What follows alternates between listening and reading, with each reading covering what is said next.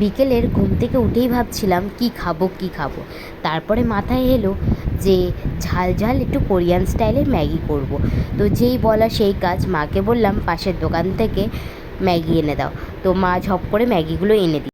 তারপর ম্যাগিগুলো প্যাকেট থেকে খুলে বার করে রাখলাম। সাথে কড়াতে দিয়ে দিলাম তেল। তার মধ্যে তেলটা গরম হয়ে যাওয়ার পর দিয়ে দিলাম সামান্য পরিমাণে রসুনটা গ্রেট করে দিয়েছিলাম। তারপরে দিয়ে দিলাম কুচানো পেঁয়াজ, কুচানো টমেটো, কুচানো কাঁচা লঙ্কা দিয়ে ভালো করে নাড়াচাড়া করে নিলাম। তাতে দিলাম সামান্য নুন আর দিলাম হলুদ, দিয়ে ভালো করে নাড়াচাড়া করে নেওয়ার পর যে ম্যাগিগুলো ভেঙে রেখেছিলাম সেগুলো ওই মশলার মধ্যে দিয়ে মিশিয়ে নিলাম।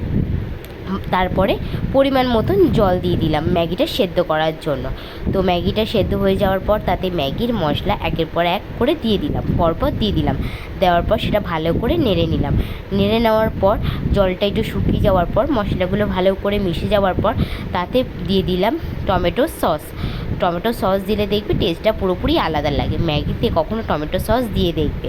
তো কে কে দিয়েছো অবশ্যই জানিও। তারপরে দিয়ে দিলাম কোরিয়ান স্টাইল তো এই জন্য সামান্য পরিমাণে একটু সয়া সস দিয়ে দিলাম।